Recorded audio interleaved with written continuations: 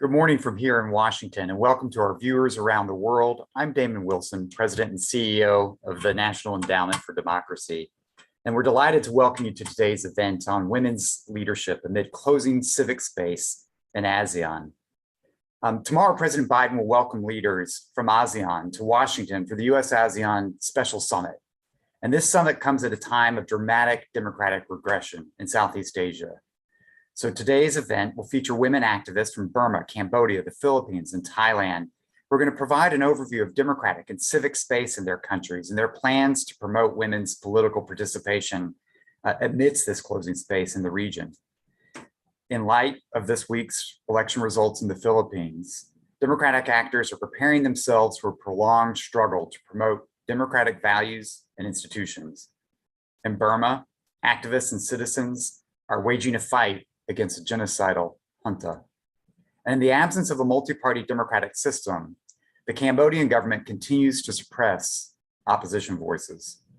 And in Thailand, a draft NGO law threatens to damage civil society's efforts to promote democracy and human rights. In each of these countries, women leaders have been at the forefront of democratic movements to push back against authoritarianism. And we are lucky to have several of these leaders join us here today. I'm going to hand it over to Sarah Yoon on the staff of the National Endowment for Democracy to help moderate this conversation. We look forward to welcoming and hearing the ideas from our panelists on recommendations that they can put on to policymakers as they gather here in Washington, but on how international stakeholders should engage these backsliding countries in the region. So with that, Sarah, let me hand it over to you. Thank you, Damon, and good morning from Washington, D.C., and good evening and good afternoon to all of those who are joining from wherever you are. We have a stellar panelist, so I want to dive into the conversation. So without further ado, I'll do a quick introduction of our panelists. First is Ngo Law, who is a Burmese civil society leader, political activist, and also the founder of the Triangle Women Organization, which is an organization that works to expand civil society's role in Burma's transition to democracy and promote women's rights in Burma. Next is Musa Kua. She's a Cambodian politician and rights activist. She's a former member of parliament and a former vice president of the Cambodia National Rescue Party, which has been dissolved by the current ruling party. And she was also the former Minister of Women and Veterans Affairs in Cambodia. Next is Chiranuk Premchaporn. She goes by Ju, who is a Thai media activist and a co-founder of Prachathai, which is an online independent media outlet, which is at the forefront of human rights and democracy development in Thailand. And finally, but not least, Teresita Quintos Delis. She goes by Ging, who is a co-founder, former chair, and the current sector lead for women at the International Center on Innovation, Transformation, and Excellence in Governance, or also known as InsightGov, which is an NGO that works to catalyze and nurture reform-centered policy research and movements for the defense and strengthening of democratic governance in the Philippines. So without further ado, I'll turn it over to Ngo Law for her opening remarks. Thank you. Good morning and Minglaba. And the key challenges to close in democratic and civic space in my country are wide-ranging. As you all know, the military staged a coup d'etat in 2021. Since then, the military has used a multitude of tactics to halt the pro-democratic forces, those who resist the attempt takeover, and those who dare to guard the democratic and civic space. The challenges we face include, but are not limited to, state brutality, severe crackdown on pro-democracy forces, extrajudicial killings, arrests and torture of the political activists, elected MPs, and protesters. The military junta attempts to control every aspect of people's life through structural violence, including limits on making financial transactions, telecommunication, and making CSO operation so difficult and so unbearable that many CSO must perform action under the radar or close down altogether. Recently, the arrest has been heightened and the rate of detention and imprisonment has been on the rise. Many of the well-known CSO leaders, including me, are on the run as a result of it. Despite many challenging operational conditions, women's groups tackle the challenges head-on. We find creative and innovative ways to defend civic and democratic space as it starts to shrink by creating our own space. We have the platform where diverse groups regularly meet, exchange views, strategize, and share potential solutions. We do international advocacy through grounded information arising from the day-to-day struggle of the ordinary people, women and girls of Myanmar. And we create a channel to share with the world their appeals and concern. Other efforts are being made to build bridges among diverse stakeholder groups, ethnic nationalities, and CSOs with elected MPs, National Unity Consultative Council, NUCC, and National Unity Government, NUG. These efforts are made to advance democratic practices, diversity, and inclusion against the backdrop of resistance. Women leaders' goal is to ensure that the gains we make citizen participation and civic engagement over the last 10 years, we do not disappear due to the resumption of military dictatorship. Thank you very much. Sakura. Thank you, Sarah.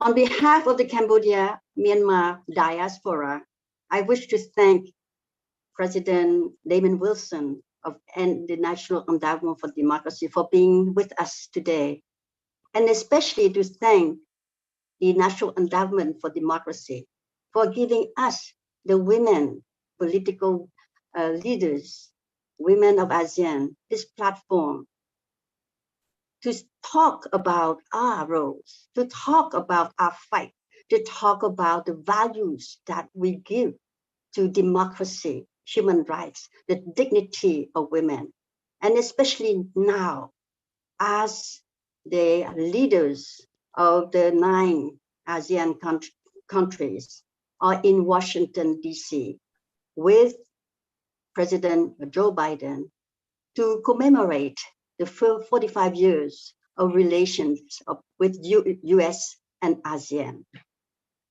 We are the people of ASEAN. We are the women of ASEAN. We are the backbone of the lives, of the economy, of the politics, of the religion, of the social affairs of ASEAN. We have sent to President Biden 2 open letters expressing our concerns regarding the US roles and relations with ASEAN. At this moment, when the civic space is not just shrinking, in Cambodia in particular, it just does not exist. I am among many others of my colleagues from the Cambodian National Rescue Party, from the grassroots, even from the women of Cambodia, who are in exile. We don't deserve to be in exile. While Mr. Hun Sen, the so-called, he calls himself the Prime Minister of Cambodia, is sitting next to President Joe Biden in Washington, DC. Tomorrow, he's already in Washington, DC, but at the meeting tomorrow and Friday, he will co-chair this special summit, US-ASEAN summit. Mr. Hun Sen does not deserve to be in Washington, DC. However, we understand that he's here in Washington, DC as the co-chair of ASEAN 2022. We know very well the relations, the ties between the United States and our countries, especially Cambodia.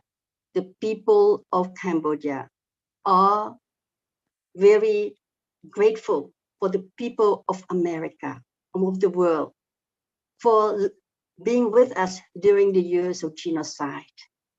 We have made gains after the genocide, after the Paris Peace Accord that was signed on the 23rd October 1991.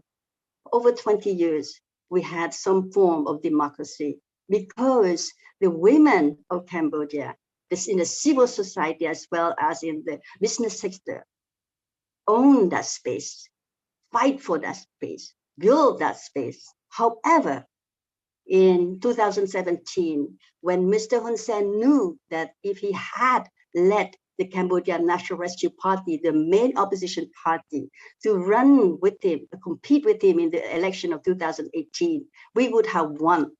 We would have been, Cambodia would have kept that democratic space. However, now he dissolved the CNRP.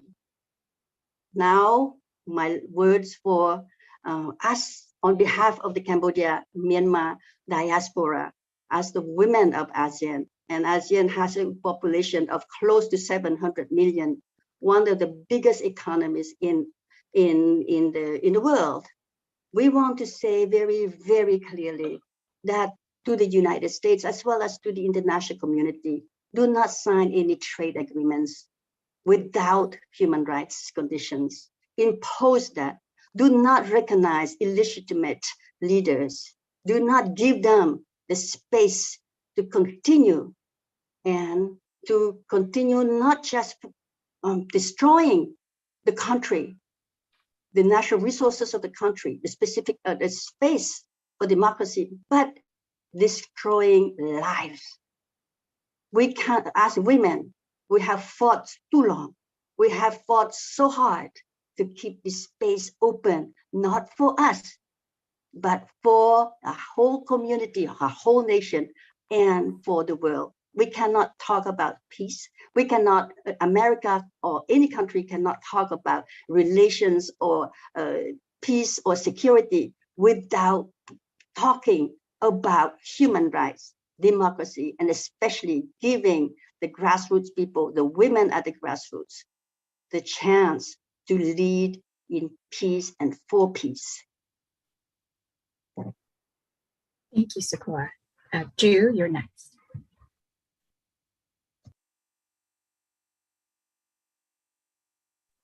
Yep, sorry. Good morning, and thank you for having me join the panel along with these incredible women. I would like to be brief and give you some idea about the state of democracy in Thailand through the numbers. The first number is 8. 8th year is the numbers of year of the Prayut Chan-o-cha administration. He is in power for 8 years already. And the second number is 250, is a number of unelected senators who very powerful. They will stay in power until in the seat until the next election and have a power to vote for the next prime minister. And they also have the power to against the will and the willing to amend the constitution by people. So 250 senators who not come from election, who been selected by the military junta, still have their power. And the third number is the 1,400 cases. This is a case of the people who've been indicted with the violate the emergency decree, which is being declared for over 2 years in response to the COVID pandemic. But 1,400 cases, this is related to the political involvement rather than anything else. So it's clear that the government used the emergency decree and excuse of the control the pandemic to control the public. And the fourth number is number 112. This is a number of the section 112, which is a section in the penal code that limit the freedom of expression in Thailand. There are more than 208 cases, which of the 193 persons that been prosecuted under the section 112 or people might know as a lèse majesté law or royal defamation. I think it's quite clear that the right to assembly that's been limited through the emergency decree for over 2 years and throughout the countries, and also the freedom of expression, the free speech that's been limited for so long, and particularly in the last 2 years, this section 112 already closed down and give some climate of fear for the people to speak up in Thailand in any issue that related to the monarchy, or it doesn't matter it's a public matters or not. And I think it's clear that Thailand is ongoing of being limited under the Prime Minister Prayut Chan-o-cha, who been staging the coup in 2014. I think the people still remember that, and he's still in power. And the right to assembly and freedom of expression continuously limit. And now the latest one, which like President Wilson already mentioned about the NGO law, is the government plan and try so hard to pass the law, and civil society fight back strongly about the NPO bill, or operation of not-for-profit organization bill. And I think I will give more detail later, but this is like the state of democracy in Thailand, which is clearly that still no light at the tunnel or no future yet. Thank you. Thank you, Ju. Ging? All right. Yes. Good morning, everyone. It has been 36 years since we threw out the dictator Marcos through the nonviolent people power uprising in 1986. As many of you will know, it has not been a smooth journey for democracy in the Philippines. It has been more like a roller coaster ride. Good years followed by crisis and severe political people's discontent. And we are now 36 years later, back where we came from, with the son, with the unrepentant son, and namesake of Marcos possibly being proclaimed our next president. The last 6 years have in fact been bad for Philippine democracy after what was recognized as 6 good years under the Aquino administration, of where there were gains made in good governance and democratic accountability. A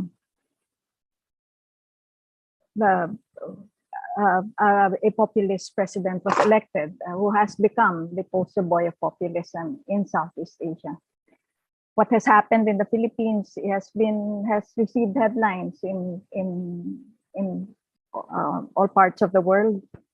The bloody war against drugs, which was really with more than 30,000 possibly killed without any due, well, since we don't have death penalty, no due process would have allowed that. I'm sorry, I have a cat here that I have to get out of the way. Yeah, sorry. Yeah, which has really been a war against the poor, the co-optation, the undermining of the rule of law and political and social, the co-optation of social and political institutions, the demonization of opposition and the demonization of opposition and all forms of dissent, the clamping down on media, the consolidation of political dynasties and the alignment of political families whom we had in fact thrown out once upon a time and had struggled against. And I should mention the normalization of misogyny with the attack on women being used as an example of what happens if you criticize, what happens if you don't follow, what happens if you are not compliant with the wishes of the presidency. These women have suffered, have paid the cost with Senator Laila de Lima, now 5 years in jail. The Chief Justice Maylu Sereno, our first and so far only Chief Justice, woman Chief Justice, being taken out illegally from her post. Maria Ressa, the Nobel Peace Prize winner, now facing so many cases in court and leading to and only out on bail. And this has prepared the way. This has prepared the way, together with the massive pandemic lockdown that had happened, for where we are now. We haven't just finished our election yesterday, and while the counting is still going on and is surely going to be challenged, it is very possible that Marcos Jr. May be proclaimed as our next president. What has, together with his teammate, the daughter of Duterte as vice president, the prospects are, not to say just dismal, but heartbreaking, especially for so many of our young people.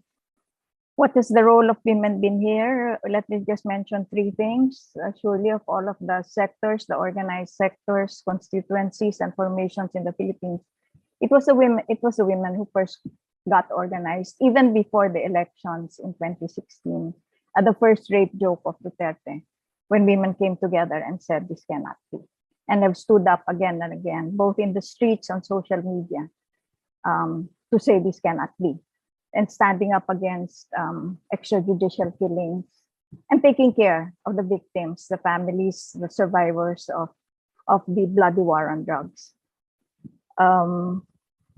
As I said, the first of the public figures that have stood up against Duterte were women, prominent women, independent women, strong women. Duterte has made sure that they pay the price. And then finally, just to mention that in the pushback of the attempt by the Marcoses, which may be a successful attempt to get back to power, that fight, which is a fight that will be ongoing for it is not a fight that ended yesterday nor today, has been led by our woman vice president, who has built not just a campaign with very little money, with very little resources, constricted herself in terms of space and power and budget, has built a campaign that has become not just a campaign, but a movement that promises to continue whatever happens in the next days and months and years. And that is the gain that we have. That is the woman leadership that we will continue to look at, even as surely we are looking at very dire prospects in terms of our civic space. The struggle is going to get harder. It was going to be hard. It was going to be hard, even if Vice President Robredo would win, because there is so much to rebuild. But it could be, again, a matter of life and death for many of our people. Thank you. Thank you, everyone. Thank you to our panelists for painting kind of the larger picture of the key democratic challenges in the closing civic space and the role that women are playing in it. That was very informative and inspiring in many ways. We want to leave more room for a conversation as well as questions from the audience if we have time. Hopefully we'll have time. So let me pose a question to each of our panelists, and then we'll move on to the conversation and the discussion. So we'll start off with Kinley. So needless to say, in Burma, it's been a tumultuous time, and you've had to face military brutality. So as you're undergoing the transformation of the pro-democracy movement, how are you seeing creative strategies being pursued by pro-democracy movement in Burma and the role that women are playing in it? Yeah, thank you. This is, how can I say that? This is a very important moment for us to reshape the country as well as to reshape the narrative of the gender role in the country. So I would say women's peace builders and human rights organizations play instrumental roles and backbone in the resistance movement. These roles include, but are not limited to, integrating gender perspectives, gender specific needs in strategies and policies, advancing the all-inclusion agenda, and make a point to foster respect and appreciation for diversity. Women play other various roles as active participants in the movement. It is very important, and supporter of the movement, fundraisers, non-violent protesters, and the fighting force, and the provision of critical analysis on the trajectory of the movement. Our sisters on the ground who are operating under the radar continue to serve as frontline responders to reduce barriers of women's participation in political space. They provide awareness raising campaign, training, and regular checking in with second-line women's leader and mentors. Some must provide essential services to women who are victims of conflict-related sexual violence and intimate partner violence, capitalizing on existing networks and channels at the Asean level or international level. Women leaders undertake international level advocacy to spread information to the world about what is happening in Myanmar, even when the global media has stopped giving us attention. The atrocity and brutality remain embedded. So women's groups must continue to shed light on this as a form of resistance as well as defending civil space. At the same time, we look out for the opportunity for the creation of young women's leadership within all the emerging political process. All of these works are to cement the political and civil space with principles of equality, pluralism, diversity, and gender justice. Thank you. Thank you, Kinley. Sukua, turning over next to you, you've been a long-time advocate of women's political engagement in Cambodia. How are you seeing the evolution of women's political participation and leadership in the country and the challenges and opportunities therein? Sarah, before I answer that question, I wish, again, on behalf of the Cambodia and Myanmar diasporas, join with the call, the concerns that Kinley just expressed about the women in Myanmar. They are fighting not just atrocities. They are under it is genocide that is going on in Myanmar, genocide. And what we in the region, women of ASEAN in the region are concerned about is that Myanmar is being forgotten by the world. And this is not right. When there are atrocities with genocide, the most vulnerable ones are the women. But the strongest also are the women. Why does the world, including the United States, jump from one genocide to the next genocide, from war, from an invasion, like what is happening in Ukraine right now, and forgetting Myanmar and other atrocities around the world? Something is not right. And that's why this platform at this moment, when the United States, President Biden is hosting the ASEAN US Special Summit, is so important. very important. So we join as women of ASEAN, of Cambodia and elsewhere. We join again our voices with the women of Myanmar to say, recognize the legitimate leaders, the leaders of our countries that have been elected democratically by the people of Myanmar or Cambodia or Thailand or wherever, but do not recognize the dictators. Do not give them the red carpet. Coming back to the situation of women in Cambodia, I wish to say, before I answer that, I go on, to say that for women to enter politics, you know what it takes, right? To enter politics, especially at the grassroots. You have to bring the bowl of rice to your family at the end of the day before you can, at the spare time, at the time that you have left, go fight for democracy and human rights. So we have to give the space and the security first to our women at the grassroots, whether they are with the civil society organizations, committees. There are many, many grassroots committees in Cambodia.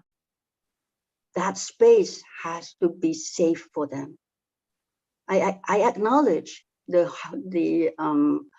programs that are supported by USAID and other governments directly to the grassroots, but that is not enough when politics in general overshadow, do not take into consideration the fight of women at the grassroots. Either they have to defend for their land that is taken away by those dictators for so-called economic land concessions, for economic development, or whether they have to fight to get their husbands who are political prisoners out of prison. That fight for the women at the grassroots is a tremendous fight. And as coming from Cambodia, I want to take this opportunity to praise the courage of the Friday women of Cambodia, who were housewives, but now they have a political voice. Every Friday, they gather, sometimes they are not more than 10 people, at maximum 20, 25. They gather in front of the court system that is used as a political weapon for Hun Sen, who has trampled over democracy and human rights, to take over Cambodia for himself and for his family. That is not right. So the women, Friday women of Cambodia, who go every Friday in front of the court and the many embassies, have now a voice. And that voice, that agency that they have built for themselves, they deserve the recognition from the world. And this is the moment. And to talk about them, they are not alone. I want to also highlight the fight of the workers from the World Naga Casino, a casino that brings in millions of dollars to themselves and to support the Hun Sen regime. These workers, there are about 2,000 of them, have been fighting for the past 2 years and lately for the past 5 months, every single day, going to the Naga world to ask for their rights as workers, for their benefits, for the compensation. But every single day, these women who are workers are pushed, manhandled by the police, by the regime, and captured for the entire 5, sometimes 8 hours, put on buses, taken to the outskirts of the city, and then totally kidnapped and kept in the buses, and then brought back to the city in the middle at the end of the day, sometimes in the middle of the night, to find their way back home. You can't imagine that courage. And this is the kind of issues. These are the women that should be discussed in these summits, and not just about geopolitics. The tenacity, the determination of our women at the grassroots, as well as women who are members of political party. And I want to take this opportunity to say that democracy can have a chance again in Cambodia, because on the 5th of June of this month, of next month, there will be a local elections. And there are women who are from the opposition party who have signed up. Hundreds and thousands of them have signed up. And this is why it is important that for Cambodia, for the international community to observe the elections in Cambodia. There has to be free and fair elections in Cambodia or elsewhere. And we appeal to the international community, especially the signatories of the Paris Peace Accord that gave peace to Cambodia from 1993 and the recent dissolution of the CNRP of the opposition in 2017. Those signatories of the Paris Peace Accord must continue to be vigilant, to not just be vigilant, but be firm about protecting what is in the treaties, the peace treaties for Cambodia, which starts with genuine elections. There cannot be democracy unless we start with free and fair elections. We ask for the international community to monitor, to observe the elections that will be coming in the next few weeks, and then to declare these results, if they are not free and fair, to declare these elections not free and fair, and not recognize these results of the elections, and not recognize an illegitimate regime. Thank you, Sukua, for your words about women in Cambodia, but not only that, but also showing solidarity to the women in Burma, but also your urge to empower women at the grassroots level all throughout the region and in your respective countries. So thank you for that. Turning over to Ju, you mentioned the NGO law in Thailand. Could you talk a little bit more about that and the implications for civil society as well as women leaders?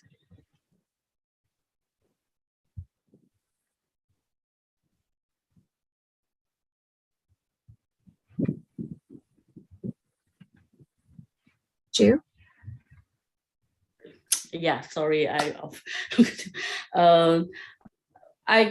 I would like to mention that actually when we talk about the NPO bill or draft NGO law, we can see the sample from Cambodia. I think actually Sofua can give some sample of how bad of the language that been used in Cambodia to cross the civic space in Cambodia.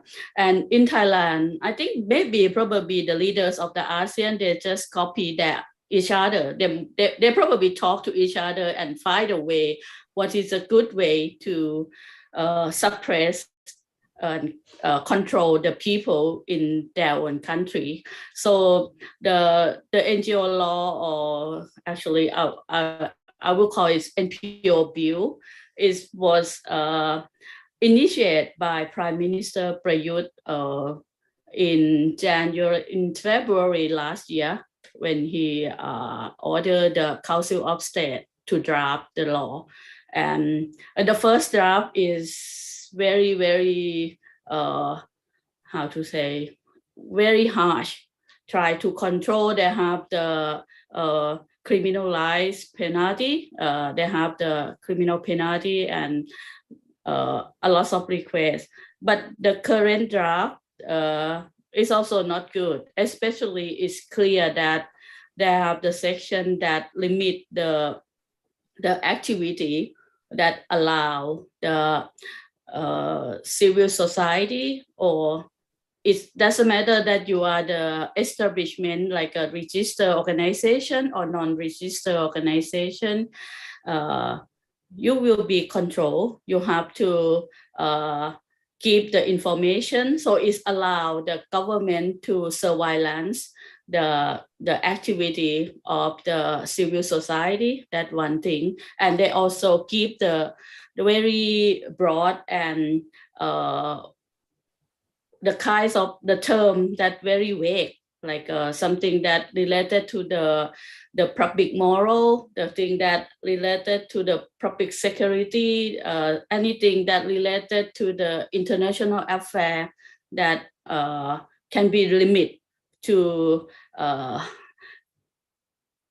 do it. So that is quite limit, like as my former organization that like Prasha Thai, we are the independent media. So if we look through that, what else that we can report if we do on the democracy and human rights issue? So there are very limiting, and the penalty is also in the previous draft. They have the jail, the sentence for the penalty, but right now no penalty for the for go to jail, but they have the penalty on the fine, and very harsh, a very quite a high amount to fine, and not only to fine the organization, they also fine the person who are in charge with. So this kinds of thing will give the chilling effect to the society, and to limit the right to association for sure, because the definition of the non-profit organization in the draft is very, very broad. Any like a two person do something together constantly for the public interest, that can consider to be that thing. And it's a way that the government want to control the people, and it's not only for the local organization, it will affect to the regional organization and international organization. So I think this will be the ending of the Bangkok or Thailand can be the hub for the regional organization, or any kind like the space. Particular if we talk about for Myanmar, if this law is passed and implemented, it will affect directly for the humanitarian aid that some organization that work on our Myanmar friends. So it will affect quite a lot. That and right now we try to stop it and we hope that we will success on this, but we still need the international support to raise this issue and tell the Prime Minister Prayut, who are in DC right now, to stop this idea, to stop the very dangerous idea to control people. Yeah. Thank you, Drew. Perhaps there was a little awareness among international stakeholders about this draft NPO law, so thank you for enlightening us. And before we turn over to Ging, just a note to everybody who's tuning in to the live stream that if you have any questions for the audience, you can email your questions to asknedevents@ned.org. asknedevents@ned.org, and I will pose them to the panelists. All right, so King, turning to the Philippines, some are saying that the Philippines just came out of an election of a generation, and you spoke a little bit about it in your opening remarks, but I'm curious as to how you assess the future of the Philippines democracy in light of the election results or expected results, and the role that women leaders can play in it. All right. Well, yes, right now the counting is still going on. It's looking very bad for democracy, but it's not finished, and many people are refusing to accept that it's done. But in the case that the projection that Marcos has won does come true, then as I had mentioned earlier, the prospects are very dire. the optimists in some Filipinos like to think that he won't be as bad as his father. He's not as smart as his father. He didn't plan a dictatorship for many years. But really, during the campaign, he never gave us any reason to think that things could be good. He has not presented a platform of government. He has shown only a sense of entitlement, and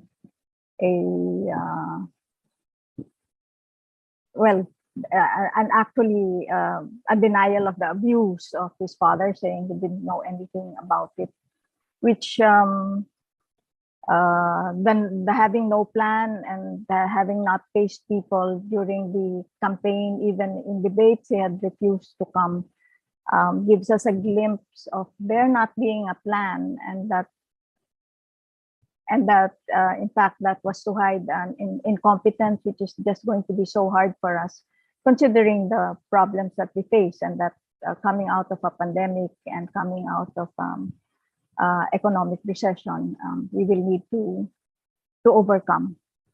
But I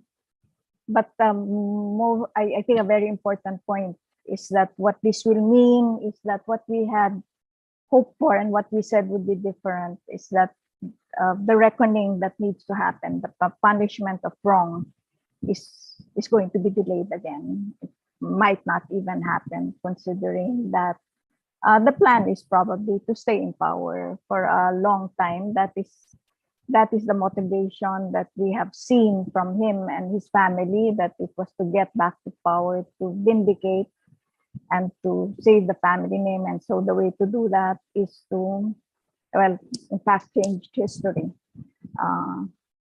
Change history in the meantime. That means that transitional justice, all of those issues are not going to be taken care of. Having said that, of course, the role of women, the responsibilities of women are even going to be greater. Well, no, what I should say first of all is that the difference this time from his father's time and from 6 years ago when Duterte took over is that there is a movement that is now in place, as I mentioned earlier, built through the hard work and the example and the inspiration of Vice President Robredo. There is a movement that has been born of coming from different sectors, from business, professionals, but basic sectors, indigenous peoples, women, Moros, young and old, especially the young having come out and really taking to heart what it means, what this election, that is why it has become called the election of a generation, is that it has been taken so seriously what elections means and what it will mean for our people. The slogan that was used was the campaign slogan, the main campaign slogan was sa gobyernong tapat, angat buhay lahat. That means in an accountable government, everyone's life will improve, was really a daily lesson from Vice President Robredo of how important governance was, of how much was owed to the people, of how accountability had to work for the good of everyone. And that was a lesson, and a very important lesson for Filipinos who mainly just taken governance for granted. That yes, governance was going to be worked on. It needs responsibility from the leadership, and that our lives really connect. It is not true that politics doesn't matter. It isn't true that governance doesn't matter. Our lives will just go on. No, it matters. If you have good governance, then your life will improve. And that is the movement that is there. And that is why, starting from yesterday, in fact, there are people who are, the volunteerism has not stopped. They are there helping to count votes. They are there donating food to poll watchers. They are there in front of COMELEC saying this needs to be attended to. It needs to be fair. Things need to be counted properly. And women, as I had said, women have taken a special role there. But there are, I think, maybe 4 important tasks for women. We need to recover the ground that was lost, the ground that was lost under Duterte. When we, the Filipino women who rank in gender, in terms of the Gender Equality Index, #1 in Asia, the only Asian country in the top 10 globally, we're suddenly being cursed every day. There's so much to recover.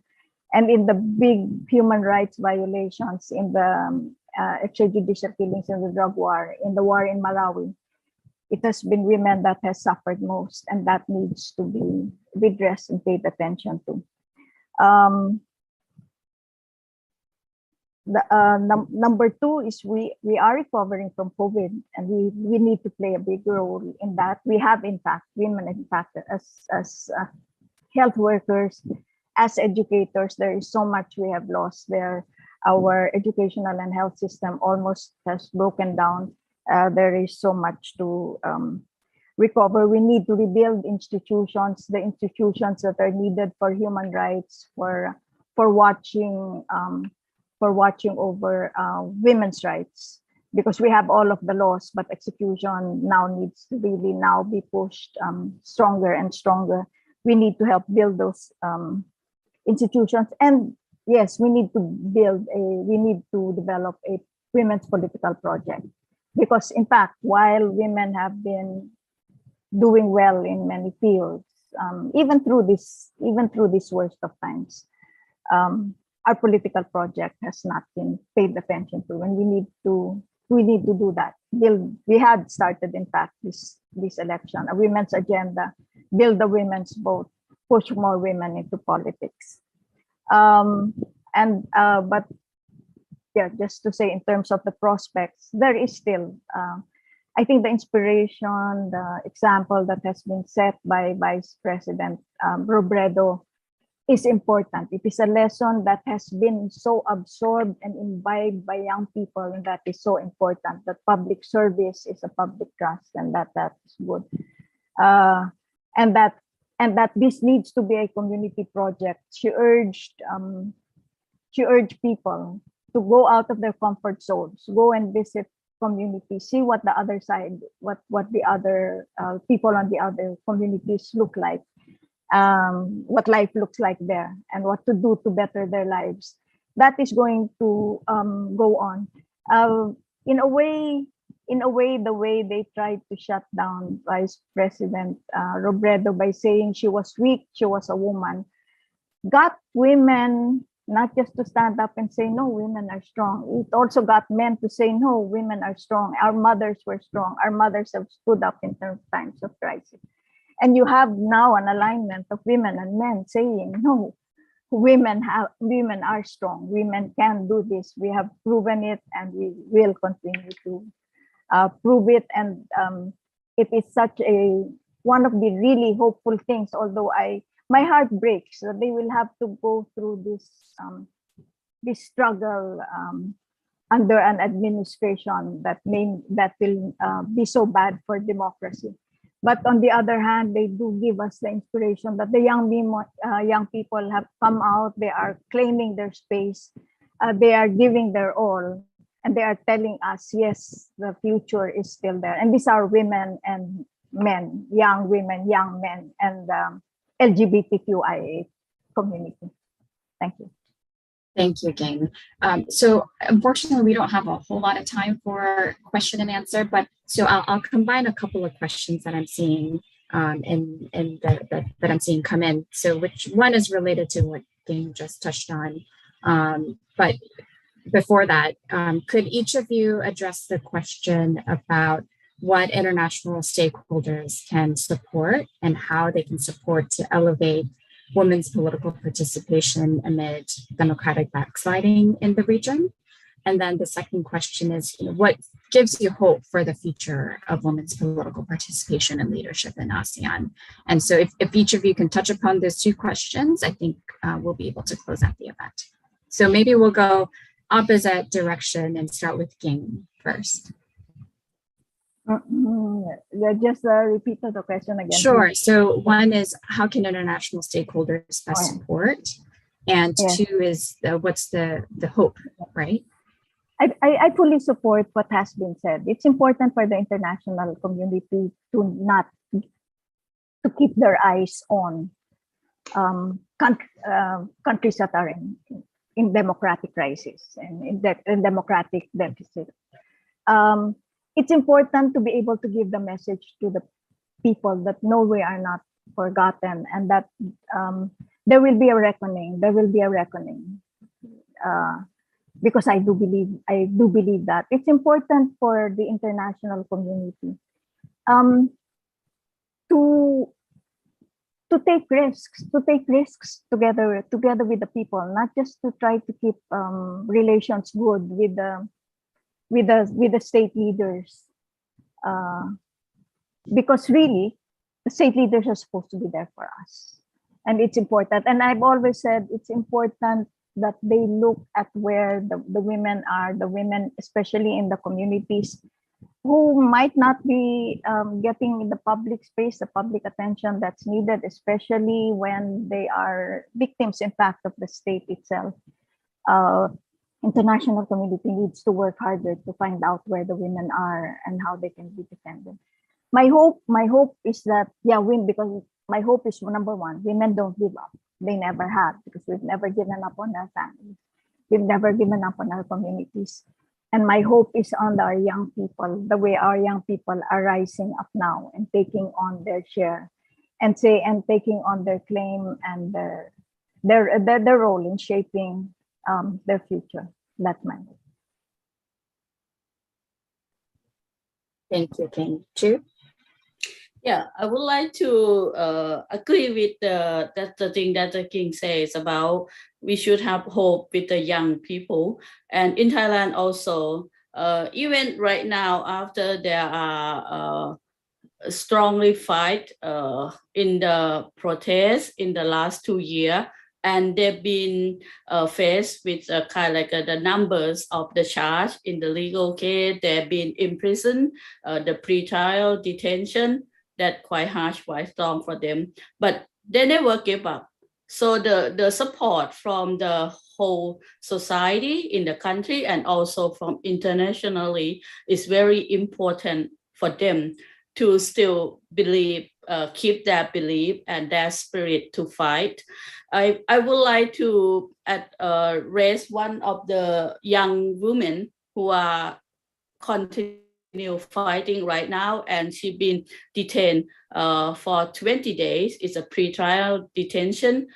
She's been indicted with the Article 112 as well, and right now she's on hunger strike in prison. So I think if the international pay attention and give the voice from the international, that been give her strength and support her, and maybe tell the government to release her on bail. Her name is Tantawan. It's been Sunshine, and she very young. She at age 20 years old.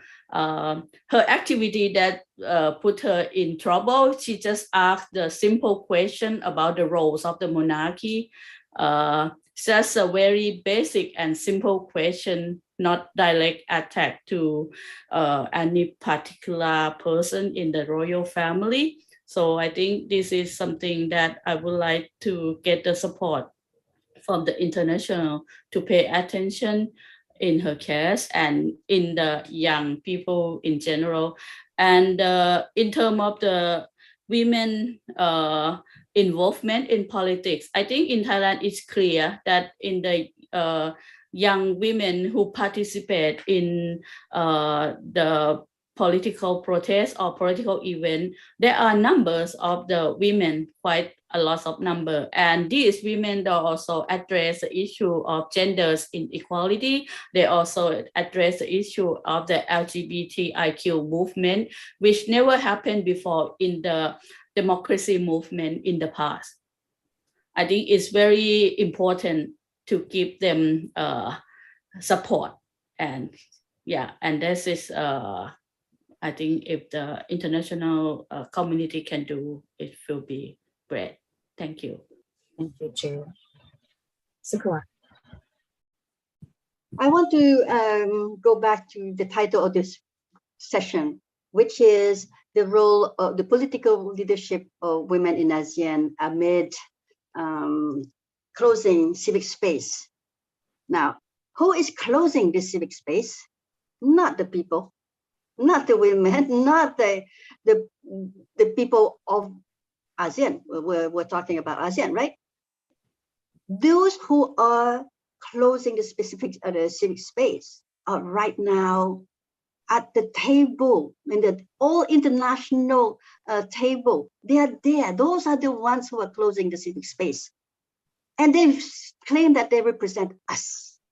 Thank God, we are now seeing for Ukraine that the world whole community, especially in Europe and the US taking the lead, to coordinate targeted sanctions on those, we cannot call them leaders, of those who, dictators, autocrats, who have stolen, taken away the wealth of the people.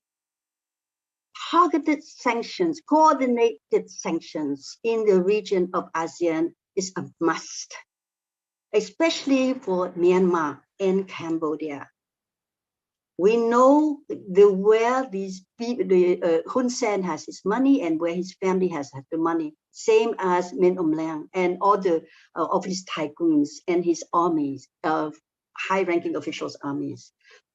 Put those sanctions now together at the same time, same as what we're is being done on Russia. Coordinate sanctions and targeted sanctions. I want to emphasize that. Otherwise, you will not have this space, the civic space open up by itself like that, unless you take out these dictators, these autocrats, out of the negotiating table and put the real people at the negotiating table. Put the National Unity Government of Myanmar representing the people of Myanmar who have voted for their representatives already in 8 November 2020. Put us, the Cambodia Nationalist Party, but on the agenda at the table. We won our seats and they were taken away from us, 55 members of parliament. Now there's 0 in the Cambodian parliament. We had 5,007 local councillors all taken away in one day. Where this is the moment for the international community to see it so clearly that the same game has to stop. We have to think out of the box and be tough on it. And I hope that in the next 2 days in Washington, D.C., the talks will not just be about geopolitics, about the role of China. Of course, we are very worried about the role of China in Cambodia and in the region, because that is a threat to our sovereignty and our independence. Yes, it is important. But at the same time, who will defend sovereignty and independence if it is not the people themselves? And when we say people, half of those who will be defending civic space will be women. Hope, yes, hope. Hope is always the energy. You wake up in the morning with hope. And the more you fight, the more you're in the middle of the fight, the more hope you have. Because you know how true to the meaning of democracy, of dignity, of the values, of the principle of democracy, our people are, because they know what they deserve. Our women know they deserve higher education. Our workers know they deserve better, not just minimum wage, but living wage.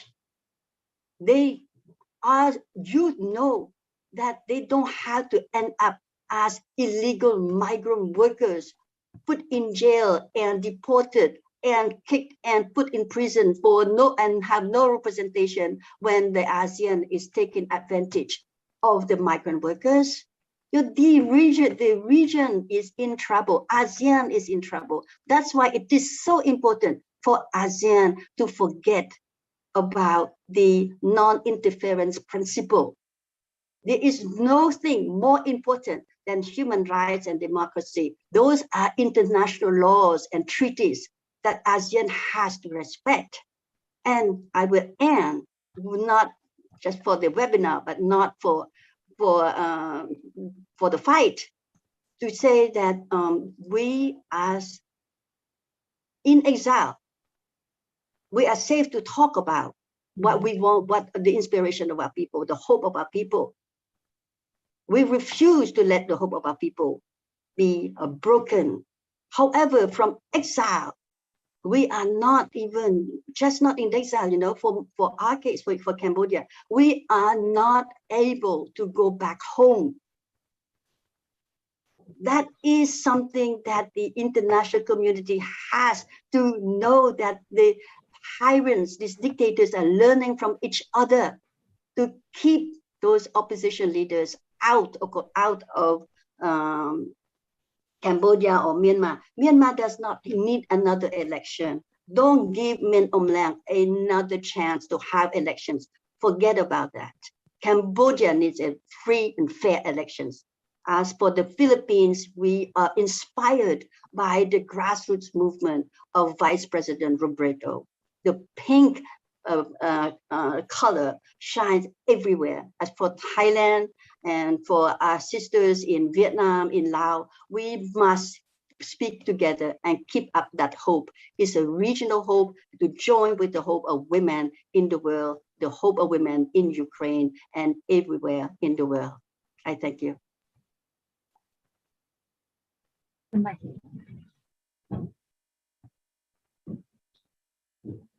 Okay. Yeah, I would like to echo to Ms. Musokoa. Ending the military dictatorship is the first thing to do urgently by the international community. Especially US government is the long-term supporter of the pro-democracy movement since 1988. I would like to ask US government to lead actively to take serious action for the accountability of military junta and cooperation with ASEAN to respect the will and the voice of the people of Myanmar and Burma. And I'm looking forward that this upcoming US-ASEAN Special Summit will bring the best outcomes to be in support of the will of the people of Burma, Myanmar. We are in solidarity with the sister of ASEAN. Thank you. Thank you, everyone, for your very insightful and inspiring comments on the civic closing space and women's political leadership amid this closing space. We had some other great questions come in, but due to us already running over time, I will perhaps pass those questions to the relevant speakers that they wanted to address to. But this was a wonderful and insightful experience in delving into the democratic challenges in each of the countries and the role of women in it. And there's definitely not a lack of challenges, but we've also heard from all of you that there's a lot of hope and a lot of opportunities to push through, particularly in the grassroots movement of the people and through women's leadership in your respective countries. So thank you, everybody, for your insightful comments, to the panelists and every